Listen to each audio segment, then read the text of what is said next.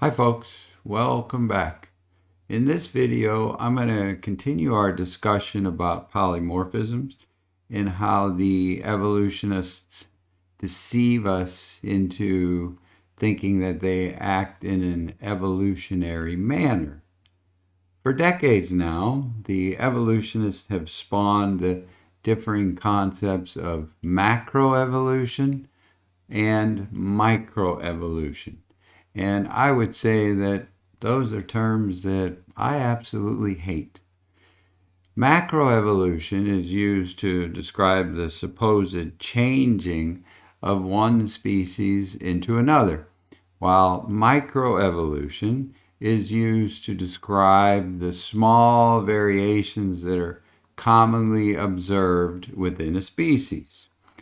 Now, citing examples of microevolution throughout life, the evolutionists persuade people to believe that it's the same genetic force that will eventually drive macroevolution. The evolutionists have a field day with this by convincing people that all these forms of microevolution that we see all around us are just macroevolution that just hasn't had enough time to manifest itself into a new species yet. And once again, we find the magic pixie dust of time, which, as I've said before, I'll address in future videos once I get to that topic. But evolutionists have leveraged this to their advantage in the acceptance of evolution. People everywhere today, even ones who don't believe in macroevolution, are put back on their heels by this evil tactic of bait and switch. People all over the world, even non-believers of evolution, now use the word evolution in this form of microevolution. They've bowed down and partially accepted their lies and their propaganda because it makes for a convincing argument if you're unaware of the truth. And I would have to say that this drives me nuts, which I know you could argue wasn't a far journey, right? But hearing people use these terms is really frustrating. So if you're someone who uses these terms, please stop. Just stop. And let me explain to you in this video and future videos why. Because, and the bottom line is because, as I've told you before, and I'll continue to tell you, there's no truth to it. What people refer to as microevolution is not evolution at all. It's nothing more than polymorphisms doing what polymorphisms have done since the dawn of time. It's a completely different source of genetic variation than the only one that could be possible for evolution, mutations. You must understand, and you have to get this, there is no macroevolution, there is no microevolution. There's no vanilla evolution, there's no chocolate evolution, there's no strawberry evolution, no butter pecan evolution, and no rocky road evolution, or whatever your favorite flavor happens to be. There's no evolution with or without sprinkles, hot fudge, whipped cream, or even with a cherry on top. But most people don't understand this. So evolutionists take full advantage of it. But that's why I want you to be informed on this fundamental matter. Polymorphisms do not and cannot contribute to evolution. They never have and they never will. So please, don't give in to this rhetoric.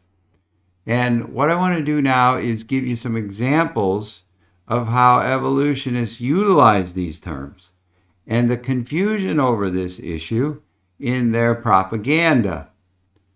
And the most famous example of this misappropriation of the truth about the genetics and heritability of polymorphisms or alleles is the story of the peppered moths.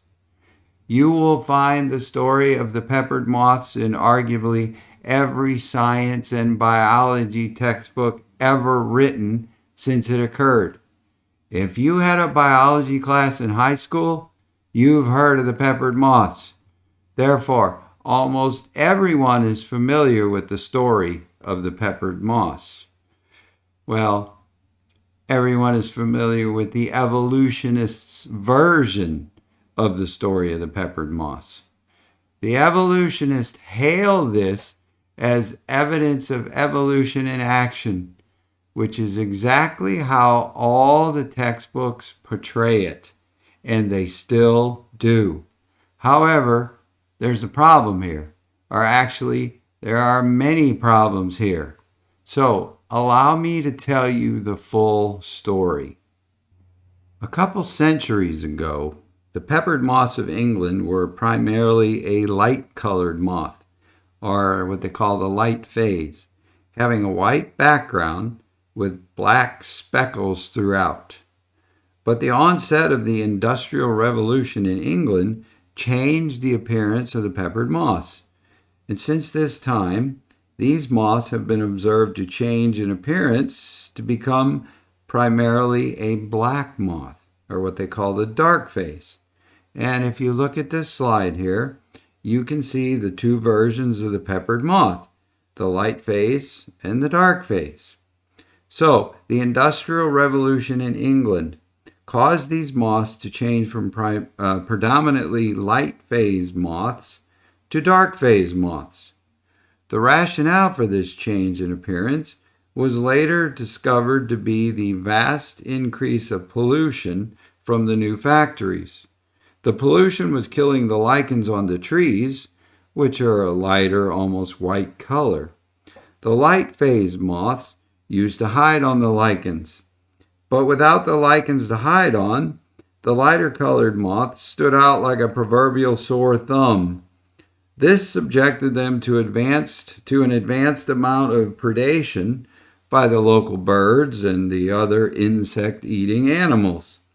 And in response to this change in their environment, their need to survive caused them to evolve and become a dark moth.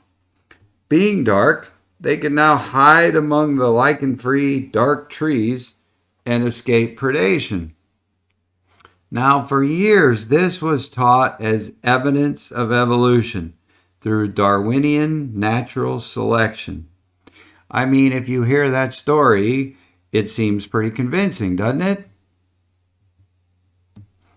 H.B. Kettlewell, who performed most of the classic experiments here, said that if Darwin had seen this, he would have witnessed the consummation and confirmation of his life's work.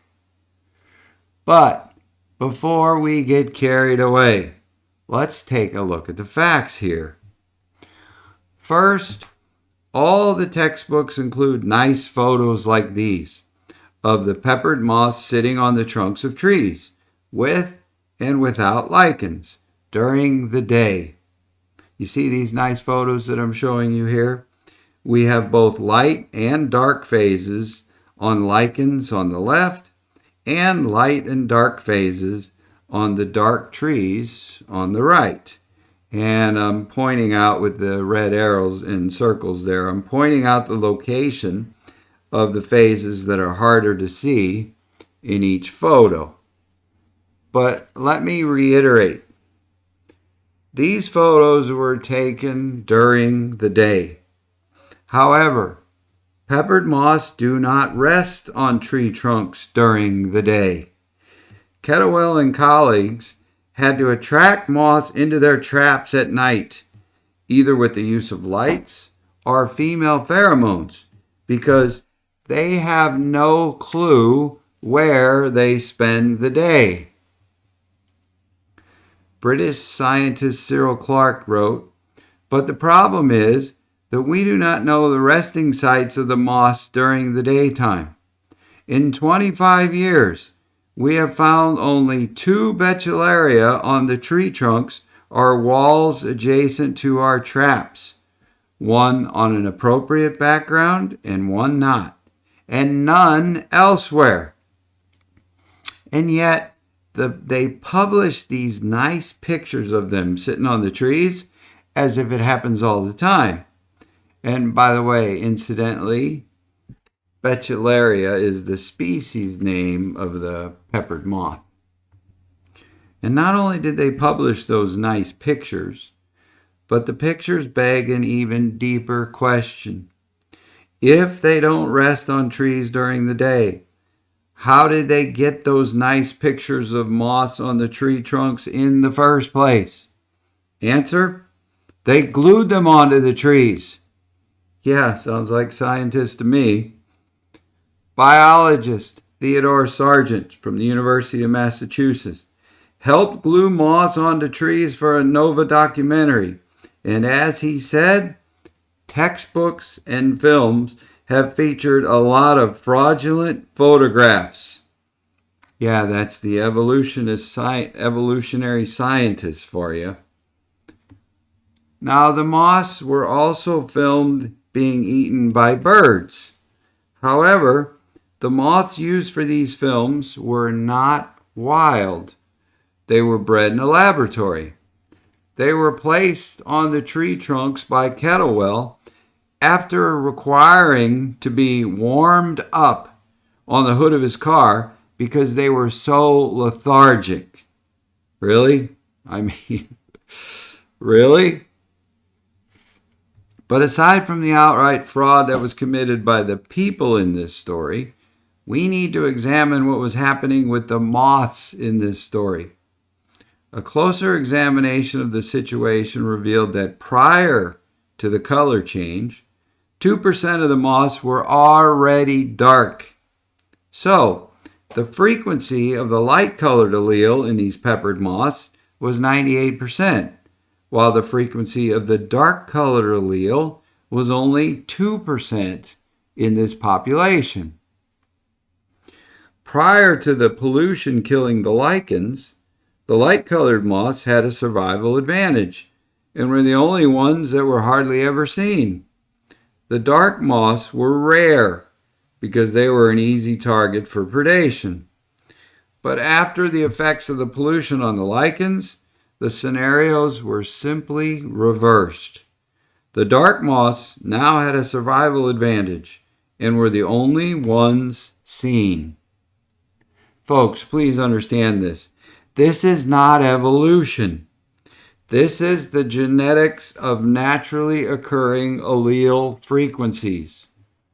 Both alleles for moth color already existed within the peppered moth population. These moths gain no new genetic information.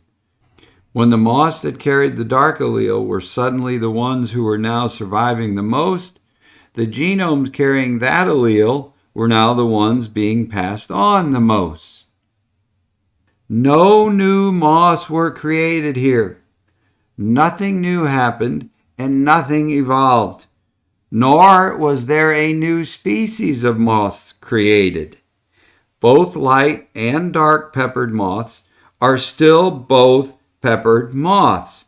They're still both Biston betularia. But of course, the evolutionists divided them into 2 separate subspecies according to the Linnaean system of classification. But they can do all that they want to do, and they always do. And it still doesn't change the truth. Both moths are still Biston betularia. They have not evolved. And as further proof of the genetics behind the 2 allele frequencies, later when the pollution was minimized and the lichens grew back, the light-colored moths began to dominate again. Not only is this not surprising, it is expected and it can be predicted since the allele frequency of the light-colored moth is 98%. You know, it is laughable to me that university-trained and educated scientists, like biologists and molecular biologists, that propagate such stories can have no clue what they're talking about. They clearly do not understand the genetic concepts of genotypes and their phenotypic expression. They don't even understand their own disciplines. Or do they? Maybe they do. And they know the truth will never work. So they're deliberately misleading and lying to us. It's all an intentional strategy designed to deceive us and hide the truth inside their lies. And I actually think it's both. So here we not only have educated, intelligent people acting ignorantly, we have educated, intelligent people being both stupid and fraudulent. The fact is, the agenda of the evolutionists has nothing to do with science or with truth. It's all about brainwashing and control, and they'll go to any lengths to force us to get in line with their agenda. So please, don't let that happen to you. And I think this is a good place to end this video, but come on back for more in the next one, as I'm going to continue to have additional examples of this type of deception in the next video. So we will hopefully see you then. And if you like what you hear, give me a thumbs up and subscribe to my channel. Thank you very much for watching, and as always, we'll leave the light on for you.